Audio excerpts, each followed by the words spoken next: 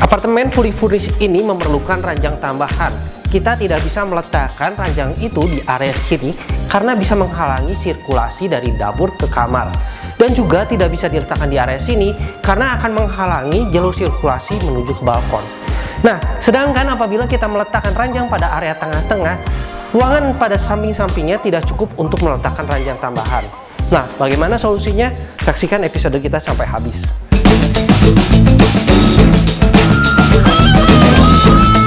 Halo semuanya, ketemu lagi di Paul Studio. Pada episode kita kali ini, kita akan mendesain interior apartemen Newton tipe studio dengan ukuran 25 meter persegi gross dan juga ukuran netnya adalah 18 meter persegi. Nah, apartemen ini akan kita desain menjadi apartemen fully furnished dengan mengoptimalkan ruang dan fungsinya. Nah, di mana di episode sebelumnya kita telah membahas desain dapurnya. Nah, pada episode kita kali ini kita akan memfokuskan pada desain area kamarnya. Nah, apartemen ini akan kita desain menjadi apartemen fully furnished sehingga siap untuk ditinggali. Nah, ukuran ruangan kamar dari apartemen ini memiliki ukuran yang cukup terbatas, yaitu berukuran 3 x 2,7 meter. Di mana pada bagian ujungnya terdapat pintu menuju ke balkon dan juga ruangan yang sedikit menjorok. Nah, ranjang hanya bisa kita letakkan di area tengahnya seperti ini, karena apabila kita pepetkan ke salah satu sisinya seperti ini, tentunya akan menghalangi sirkulasi menuju ke balkon maupun ke ruangan yang telah kita sebutkan tadi. Sedangkan apabila kita pepetkan ke sisi satunya, maka akan menghalangi jalur sirkulasi dari dapur ke kamar. Nah, maka dari itu, ranjang akan kita letakkan di area tengah-tengahnya seperti ini. Nah, dengan demikian terdapat space di masing-masing sisi ranjangnya dengan ukuran 57 cm. Nah, sehingga kita tidak bisa meletakkan lemari baju di bagian sampingnya seperti ini. Maka dari itu, kita akan mengoptimalkan tempat penyimpanan di area bagian depan dari ranjangnya tersebut, karena masih terdapat ruangan sekitar 96 cm. Nah, kita akan meletakkan lemari pada bagian depan ranjangnya ini dengan ukuran yang cukup tipis, yaitu sekitar 40 cm. Nah, penentuan layout furniture ini perlu diperhatikan sejak dari awal dan juga diperlukan inspirasi-inspirasi yang cukup untuk mendevelop ruangan Anda yang sulit. Nah, maka dari itu Paul Studio membuat sebuah ebook yang berisi inspirasi-inspirasi penataan layout furniture yang dilengkapi dengan foto-foto interior menarik. Cara dan link pembeliannya ada di kolom deskripsi di bawah ya. Nah, sebelum kita mendesain area kamarnya ini, saya akan meletakkan sekat pembatas antara ruang kamar dan juga ruang dapur. Saya akan membuat pintu geser dari frame aluminium untuk membatasi kedua ruangan ini. Nah, tujuan dari pembuatan pintu geser yang membatasi antara ruang kamar dan ruang dapur adalah agar asap makanan maupun bau makanan tidak langsung masuk ke dalam ruangan kamarnya. Nah, penggunaan sekat pintu pembatas seperti ini juga pernah kita aplikasikan dengan menggunakan pocket door, sehingga pintu bisa masuk ke bagian dalam dindingnya. Nah, desain ini diaplikasikan kepada apartemen tipe studio yang pernah kita bahas di episode sebelumnya. Kalian bisa cek link videonya di sebelah sini ya. Nah, setelah kita membuat pintu geser seperti ini, saya akan membuat lemari baju pada bagian sininya. Saya akan membuat lemari baju dengan gantungan baju yang menghadap ke depan seperti ini, dikarenakan lebar dari lemari baju yang tipis, hanya sekitar 40 cm. Nah, yang uniknya dari desain lemari baju ini, karena terdapat sekat pembatas antara ruang dapur dan ruang kamarnya dengan pintu geser seperti ini, mengakibatkan terdapat tiang yang sedikit tebal dan menjorok, sehingga bisa kita manfaatkan untuk meletakkan meja licinan pada area sini. Nah, lemari baju ini juga dilengkapi dengan laci dan juga rak tambahan pada bagian atas maupun bagian bawahnya. Nah, setelah itu pada bagian sampingnya saya akan meletakkan TV tepat di area bagian tengah-tengah dari ranjangnya ini, yang dilengkapi juga dengan panel TV.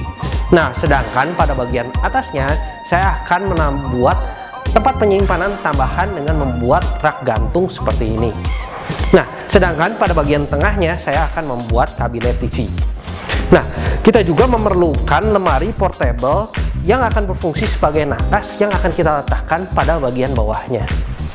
Nah, di area sampingnya ini masih terdapat ruangan kosong yang akan kita manfaatkan sebagai rak buku dan juga rak pajangan.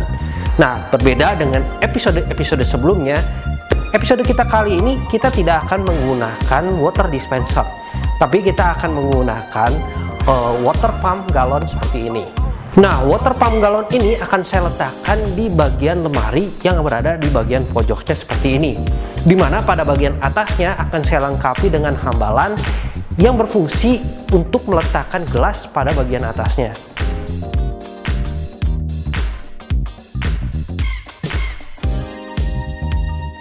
Nah, pada bagian bawah dari lemari rak galon maupun rak pajangannya ini akan saya manfaatkan sebagai tempat penyimpanan lemari sepatu seperti ini.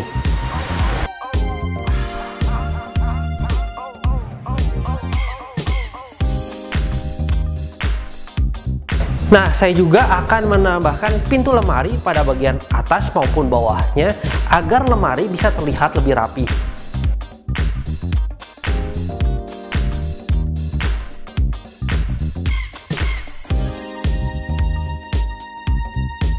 Nah, pada bagian pojok ruangannya ini terdapat ruangan yang memiliki jendela yang cukup besar. Nah, di area ini saya akan memperkuat ruangan ini dengan penggunaan panel kayu dan juga lighting seperti ini. Nah, di ruangan ini saya akan membuat ruangan yang multifungsi, di mana di sini kita bisa gunakan sebagai ruang duduk-duduk untuk bersantai maupun sebagai ruang kerja.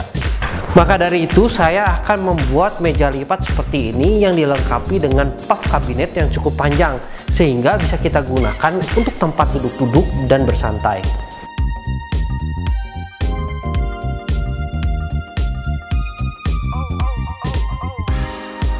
Nah, puff kabinet ini juga bersifat portable sehingga bisa dikeluarkan dan juga dibuka bagian mejanya, sehingga bisa juga kita fungsikan sebagai ruang kerja.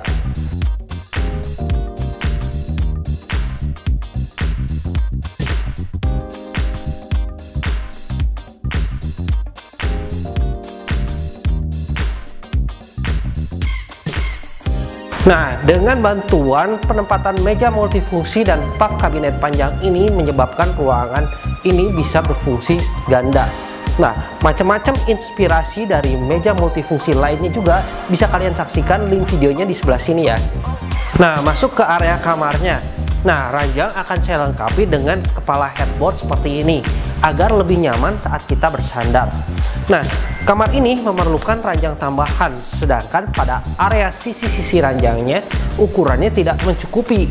Maka dari itu, ranjang akan saya buat lebih portable dengan dilengkapi roda, sehingga bisa digeser ke kiri maupun ke kanan lebih fleksibel. Nah, karena ranjang bersifat portable, maka kita bisa geser ranjangnya ke salah satu area sisinya, sehingga menyebabkan area sisi satunya menjadi cukup lebar untuk meletakkan ranjang tambahan. Dengan menggunakan ranjang yang bisa digeser-geser seperti ini, merupakan pengaplikasian dari interior yang movable dan fleksibel. Nah, di episode sebelumnya kita telah membuat desain interior apartemen tipe studio dengan layout yang fleksibel, sehingga bisa kita rubah dari satu fungsi dan ke fungsi lainnya. Nah, bagi yang belum menonton episode sebelumnya, kalian bisa cek link videonya di sebelah sini ya. Nah, karena ranjang ini bersifat portable, maka hal yang perlu diperhatikan adalah dekorasi pada bagian dindingnya. Nah, dinding dekorasi ini harus tetap matching meskipun ranjang itu digeser ke kiri maupun ke kanan. Maka dari itu saya akan membuat dekorasi kombinasi antara panel kayu dan cermin bronze seperti ini, sehingga apabila ranjang digeser ke kiri maupun ke kanan, desain interiornya tetap matching dan pas.